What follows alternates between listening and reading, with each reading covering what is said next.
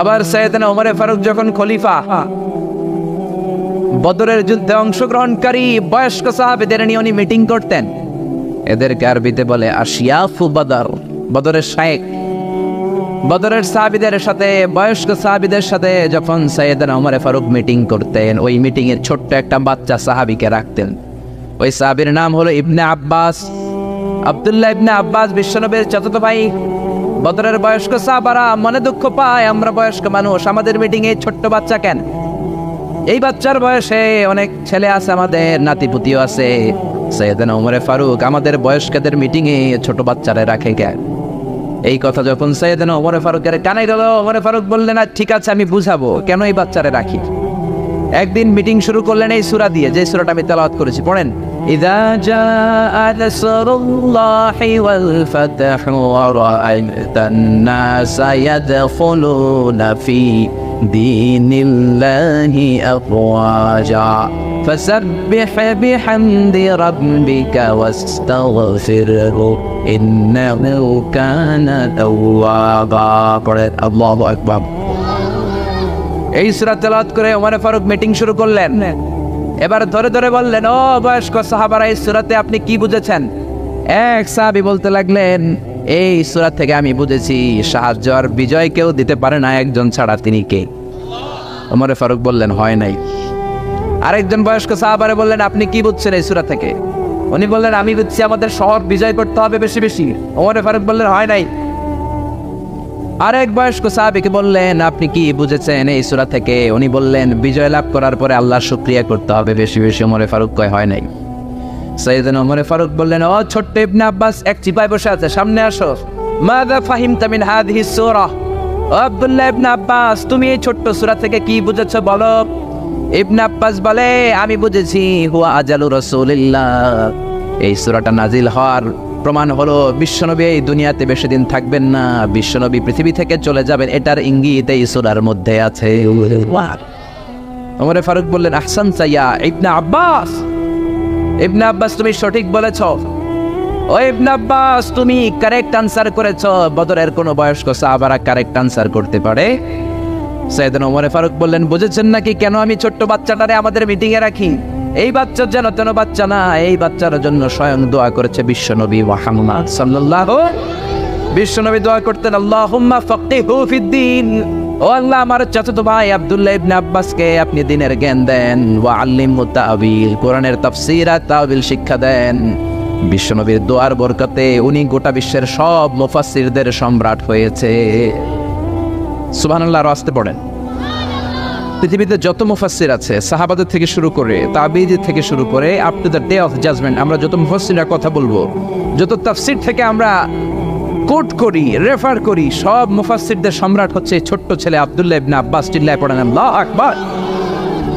আল্লাহ শুরু করলেন, পড়েন, ইযা জাআ নাসরুল্লাহি ওয়াল ফাত। ও নবী, যখন আল্লাহর পক্ষ থেকে সাহায্য আসবে, আল্লাহর পক্ষ থেকে বিজয় আসবে, বিজয় দেয় কে? আরো জোরে বলেন, কে? আবার রব্বুল আলামিন নবীকে শিখিয়েছেন, ও নবী, আপনি আমার কাছে সাহায্য চান, কারণ আমাদের সাহায্য করে কে? ও নবী, আপনি আমার কাছ থেকে বিজয় চান, কারণ বিজয় দান করতে পারে কে? এজন্য নবী দোয়া করতেন, ওয়াজআলনি মিন লাদুনকা সুলতানান নাসীরা। ও আল্লাহ, আপনার পক্ষ থেকে আপনি আমার বিজয় শক্তি দান করেন, আপনার পক্ষ থেকে ক্ষমতার বাস্তবায়নে মদিনার মসনদে আল্লাহ আপনি আমারে বসিয়ে দেন। পড়েন আমিন। বিশ্বনবী ক্ষমতার চেয়ারে বসার জন্য দোয়া করেছেন, কি করেন? কারণ ক্ষমতায় বসে যা করা যায়, ওয়াজ দিয়ে তা করা যায়। বছরের পর বছর আমরা যদি ওয়াজ করি, এই বাংলাদেশ থেকে ইয়াবা দূর করা যাবে, গাঞ্জা দূর করা যাবে, ডাই খাওয়া দূর করা যাবে, বেনামাজির নামাজি বানানো যাবে। বছরের পর বছর ওয়াজ করলে 2-4 জন নামাজি হবে, সব থাকবে বেনামাজি। কিন্তু ক্ষমতার মসনদে যে বসা, সে যদি একটা অর্ডার দেয়, বাংলাদেশে কোনো মদ চলবে না, কাল থেকে কেউ যদি মদ খায়, স্পেশাল মোবাইল কোর্ট দিয়ে বিচার করা হবে, স্পট বিচার, 10 লক্ষ টাকা জরিমানা, 10 বছরের জেল, 1000 করে বেতের বাড়ি। একজন মদ খোর পাওয়া যাবে না। এজন্য বিশ্বনবী বলতেন, ইন্নাল্লাহা লা ইয়াযা'ু বিল কুরআন মা ইয়াযা'ু বিস সুলতান। আল্লাহ ক্ষমতা দিয়ে মাঝে মাঝে সমাজে এমন কিছু করে, কোরআন দিয়েও আল্লাহ সেটা করে। সারা জীবন আমরা ওয়াজ করে আপনাদেরকে নামাজি বানাতে পারবো না। 2-4 জন নসিব যাদের ভালো নামাজি হয়ে যাবেন, বাকি সব বেনামাজি, সব ফতরের সময় ঘুমাবে, যেরকম ঠিক কিনা? কিন্তু প্রধানমন্ত্রী শেখ হাসিনা যদি বলে কাল থেকে একজন যদি নামাজ না পড়ে বেতের বাড়ি আছে না নাই? সৌদি আরবে এই নিয়ম, 1 ওয়াক্ত নামাজ না পড়লে 5টা বেতের বাড়ি, 5 ওয়াক্ত না পড়লে 5 পাঁচা 25টা বেতের বাড়ি। এই জন্য সৌদিতে আজান হলে রাস্তায় কোনো লোক থাকে। আমি গেলাম ওমরাতে, জেদ্দার স্বর্ণ মার্কেটে কসমেটিক্সের দোকানে গেলাম, আসরের আজান বল। আমি গেলাম দোকানে, কে হুজুর মাফ চাই, দোয়াও চাই। ওই যে বালাদি টিকটিকি, পুলিশরা টিকটিকি, বাঙালিরা দুষ্টামি করে, ওই যে বালাদি পুলিশরা পিটাইয়া পাশার চামড়া তুলে ফেলবে, হুজুর মসজিদে যান। আমি বললাম আমি মুসাফির, আমি তো 2 রাকাত পড়ি। লম্বা সফরে বিশ্বনবী জোহরের নামাজ আসরের নামাজ জমা কসর করতেন, মানে 2 করে একসাথে পড়ে ফেলতেন। ইসলামে এটাও আছে না? ইসলাম সহজ, যেরকম ঠিক কিনা? কয় হুজুর পরে আইসেন আসরের পরে, কোনো দোকান খোলা রাখে না। ওই নিয়ম যদি বাংলাদেশেও থাকতো সব নামাজি হয়ে যেত। সৌদি আরবে আজান হলে সব মসজিদে দৌড়, অজু থাকলেও দৌড়, অজু ছাড়াও দৌড়। কারণ মায়ের থেকে পিঠ বাঁচানোর দরকার আছে না নাই? 1 ওয়াক্ত না পড়লে কয় বেত। বাংলাদেশেও কালকে থেকে যদি এই নিয়ম চালু হয়, 1 ওয়াক্ত সালাত না পড়লে রাস্তার মধ্যে 5 বেত। কোনো বেনামাজি কি খুঁজে পাওয়া যাবে? সবার জন্য আইন সমান, প্রধান বক্তা ওয়াজ করার পরে যদি আসর নামাজ না পড়ে বক্তার পিছনে 5 বেত আছে না নাই? খতিব সাহেব খুতবা মারে, খুতবা দেয়, কিন্তু নামাজ না পড়লে 5 বেত আছে না নাই? চেয়ারম্যান সাহেব যদি না পড়ে আছে না নাই? প্রধানমন্ত্রীর পোলায় না পড়লে আছে না নাই? আমি কই নাই, আপনারা কইছে আছে না নাই? এই নিয়ম যদি চালু হয়ে যেত, বাংলাদেশে বেনামাজি থাকতো? জোরে বলেন, থাকতো? থাকতো। এজন্য বিশ্বনবী আল্লাহর কাছে বলেছেন, ওয়াজআলনি মিন লাদুনকা সুলতানান নাসীরা, ও আল্লাহ আপনি আমার ক্ষমতার চেয়ারে বসান। রব্বি আদখিলনি মুদখালা সিদকিন ওয়া আখরিজনি মুখরাজা সিদকিন ওয়াজআলনি মিন লাদুনকা সুলতানান নাসীরা। ও আল্লাহ আপনি আমার মক্কা থেকে মদিনায় যখন নিবেন, সত্যের সাথে নিবেন, মদিনায় যখন বসাবেন, সত্যের সাথে বসাবেন, আর আপনার পক্ষ থেকে আপনি আমার ক্ষমতা দান করেন। সুবহানাল্লাহ। এই দোয়াটা বিশ্বনবীকে শিখিয়েছে কে? আর জোরে পড়েন, কে? সে আল্লাহ বলছেন, ইযা জাআ নাসরুল্লাহি ওয়াল ফাত। এই ফাত দ্বারা রব্বুল আলামিন বুঝিয়েছেন ফাতহে মক্কা, মক্কা বিজয়। কি বিজয়? জোরে বলেন, কি বিজয়? মক্কা বিজয়ের পরপরই গোটা জাজিরাতুল আরবে যত কাফের মুশরিকের আন্ডা বাচ্চা ছিল সব কালিমা পড়ে মুসলমান হয়েছে। জোরে করে আল্লাহু আকবার। এজন্য আল্লাহ বললেন, ওয়ারাআইতান নাসা ইয়াদখুলুনা ফি দীনিল্লাহি আফওয়াজা। ও নবী, মক্কা বিজয়ের পরে আপনি দেখবেন গোটা বিশ্বের সব মানুষগুলো ঢলে ঢলে কালিমা পড়ে মুসলমান হয়ে যায়। সুবহানাল্লাহ। গোটা বিশ্বে ইসলামের গণজোয়ার, কালিমা পড়ে মুসলমান হয়ে যায়। আল্লাহ যাকে ইসলামের নূর দিয়ে ধন্য করতে চায়, পৃথিবীর কোন শক্তি ওই লোককে আটকে রাখতে পারে? যারা বলেন পারে। এজন্য হেদায়েতের মালিক কে? ইন্নাকা লা তাহদি মান আহবাবতা ওয়ালাকিন্নাল্লাহা ইয়াহদি মান ইয়াশা। ও নবী, আপনি চাইলে কাউরে হেদায়েত দিতে পারেন না, হেদায়েত দেয় কে? কথা বলেন, কথা বলেন। হেদায়েত দেয় কে? এই পৃথিবীতে অনেক বাবা ছিল নবী, ছেলের হেদায়েত হয় নাই, আছে না নাই? অনেক ছেলে ছিল নবী, বাবার হেদায়েত হয় নাই, আছে না নাই? অনেক স্বামী ছিল নবী, বিবির হেদায়েত হয় নাই। অনেক বিবি ছিল আল্লাহর ওলি, কিন্তু স্বামীর হেদায়েত হয় নাই, আছে না নাই? সাইয়েদনা ইব্রাহিম আল্লাহর বড় নবী, জালিল কদর পয়গম্বর, কিন্তু ওনার বাবা আজার কট্টর কাফের, হেদায়েত হয়? আবার আমার নানা ভাই আলোচনা করলেন, নূহ আলাইহিস সালাম ছিল উলুল আজমি মিনার রাসূল, কিন্তু ওনার ছেলে কানানের কপালে হেদায়েত জোটে। আবার লূত আলাইহিস সালাম নবী, তার বিবি স্বামী নবী, কিন্তু বিবি কাফেরা, ঠিক কিনা? আবার ফেরাউন কট্টর কাফের, ফেরাউনের বউ আসিয়া আল্লাহর ওলি, এরকম আছে না নাই? হেদায়েত দেয় একজন, তিনি কে? বিশ্বনবীর চাচা আবু তালেব বিশ্বনবীর ভালোবাসলেন, আদর করলেন, সোহাগ করলেন, শেল্টার দিলেন, আশ্রয় দিলেন, কিন্তু কপালে হেদায়েত জোটে? কারণ হেদায়েত দেয় কে? হেদায়েতের চাবি কার হাতে? আল্লাহর হাতে। আবু তালেব বিশ্বনবীর এত ভালোবাসতেন, বিশ্বনবীর যে বাবা নাই আব্দুল্লাহ, বিশ্বনবীর টেরই পায় নাই আবু তালেবের আদরের কারণে। এখন সুবহানাল্লাহ। বিশ্বনবীর প্রথম বিয়েটা নিজে পড়িয়েছেন, বিয়ের খুতবা নিজে দিয়েছেন, নিজ পকেটের টাকা দিয়ে আবু তালেব বিশ্বনবীর প্রথম বিয়ের মোহরানা আদায় করেছেন। সুবহানাল্লাহ। তারপরেও শেষ রক্ষা জান্নাত কিসে পাবে? জোরে বলেন পাবে, কারণ হেদায়েত দেয় কে? জোরে বলেন কে? এজন্য আল্লাহ বললেন ওয়ারাআইতান নাসা ইয়াদখুলুনা ফি দীনিল্লাহি আফওয়াজা। ও নবী, দেখবেন আপনি ঢলে ঢলে লোকজন কালিমা পড়ে মুসলমান হয়। পৃথিবীতে মুসলমানরা এত মাইর খায়, আপনি খেয়াল করে দেখেন, রোহিঙ্গা করে ভর্তা বানায় ফেলতেছে, সিরিয়ান মুসলমানদেরকে মেরে তক্তা বানানো হচ্ছে, প্যালেস্টাইনে মুসলমানদেরকে বাড়ি থেকে উৎখাত।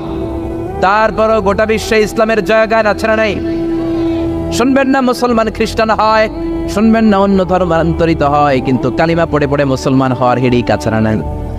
এদেশে একজন মুফাসসিরে কোরআন ছিল, যার হাতে হাত রেখে হাজার হাজার হিন্দু কালিমা পড়েছে, যার হাতে হাত রেখে বৌদ্ধ মুসলমান হয়েছে, যার হাতে হাত রেখে চাকমা, সাঁওতাল, এই সমস্ত নৃগোষ্ঠী পাহাড়ি এলাকার লোকেরা ওই মুফাসসিরে কোরআনের হাতে হাত রেখে নাস্তিক থেকে আস্তিক হয়েছে।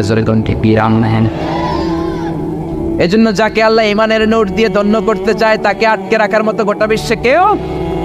ইউরিদুনা লিইউতফিউ নূরাল্লাহি বিআফওয়াহিহিম ওয়াল্লাহু মুতিম্মু নূরিহি ওয়ালাউ কারিহাল মুশরিকুন। ওরা চায় ফু দিয়ে ইসলামের বাতি নিভিয়ে দিবে, ওরা চায় ফু দিলে ইসলামের বাতি নিভিয়ে দিতে চায়, কিন্তু ওরা জানে না ইসলামের বাতি এটা মোমবাতি না।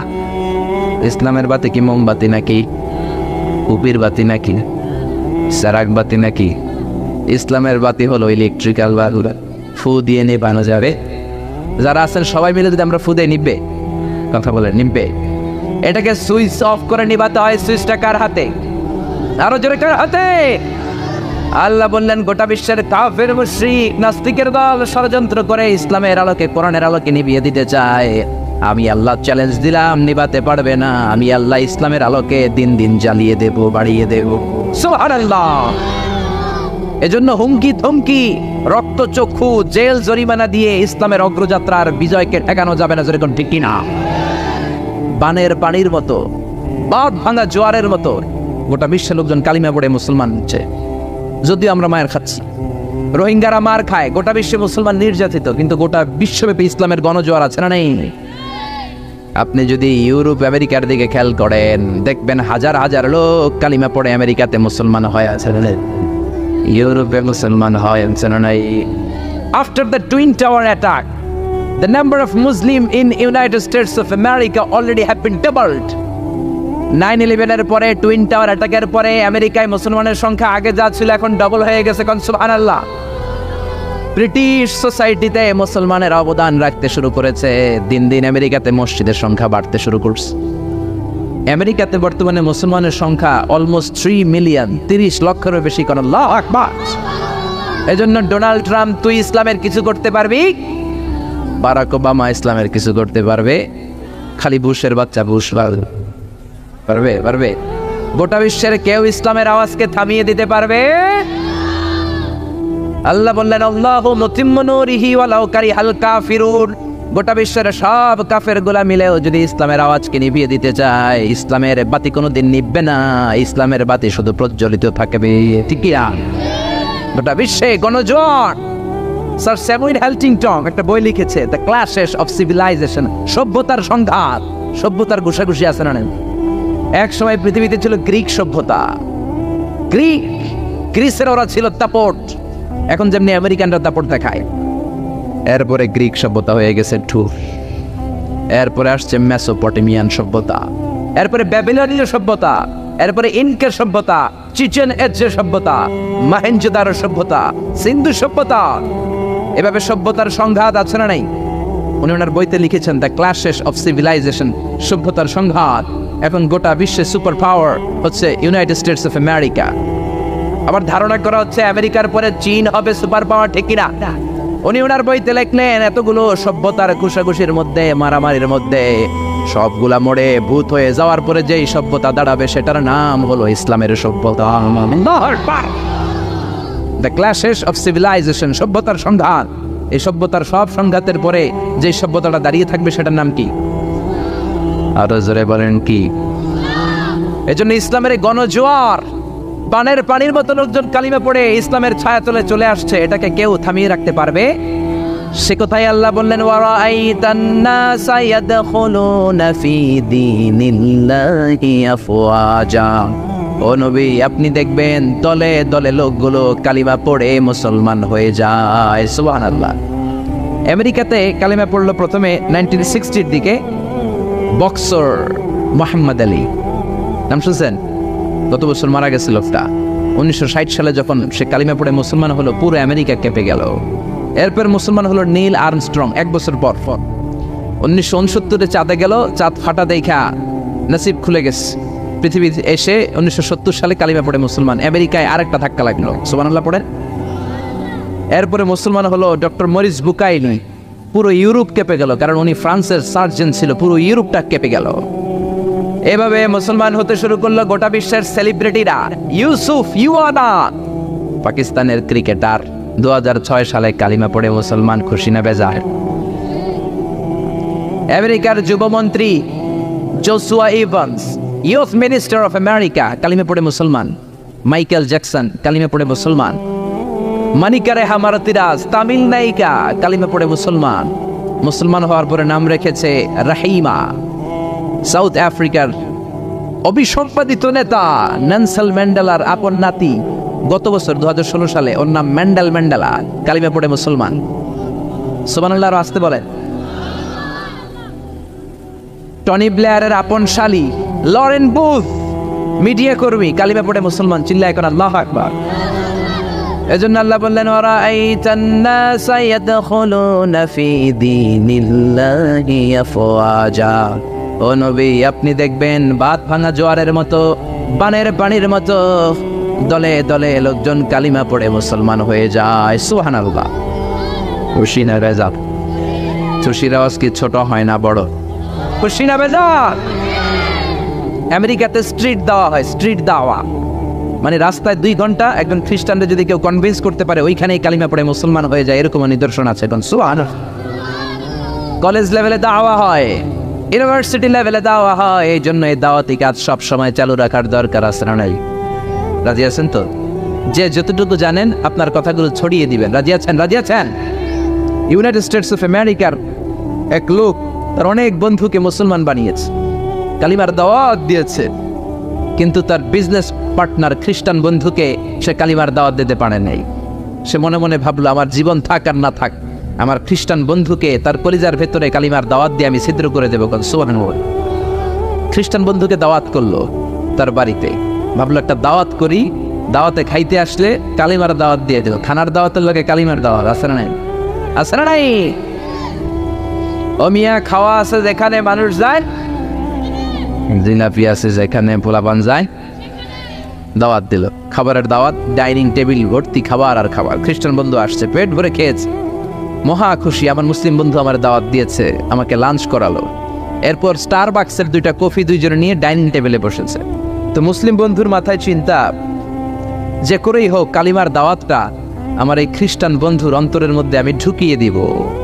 খ্রিস্টান বন্ধুকে সে জিজ্ঞেস করলো, oh my friend, how much time do you need to make a parallel circle by 2 million Christians?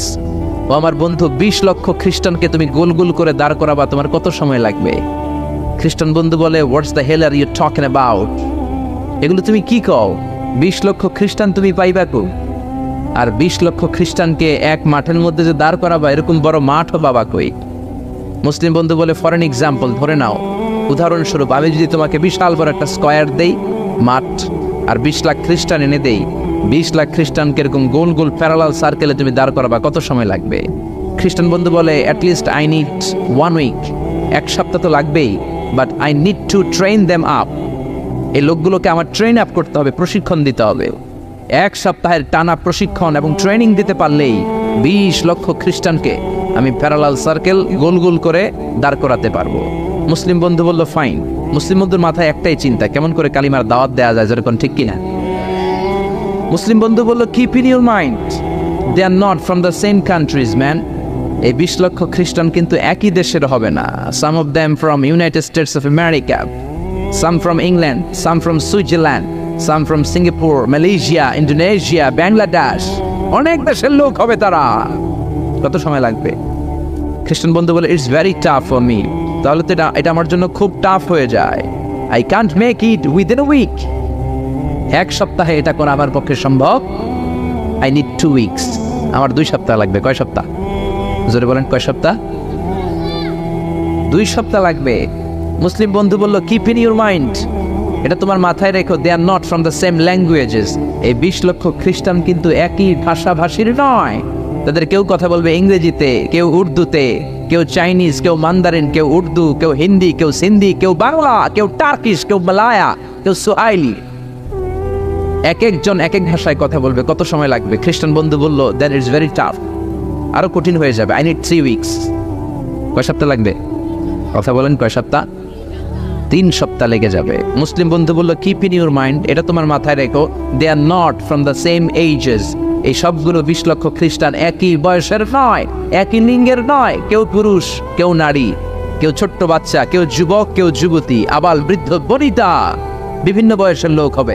তোমার কত সময় লাগবে? খ্রিস্টান বন্ধুকে তাহলে কিয়ামত পর্যন্ত আমি পারতাম না। হাইতাম না। ভাষা ভিন্ন, দেশ ভিন্ন, কালচার ভিন্ন, বয়স ভিন্ন। আমি বলবো সবাই দাঁড়ান, সবাই যাবে বসে। আমি বলবো বসেন, সবাই যাবে দাঁড়িয়ে। আমি পারবো না।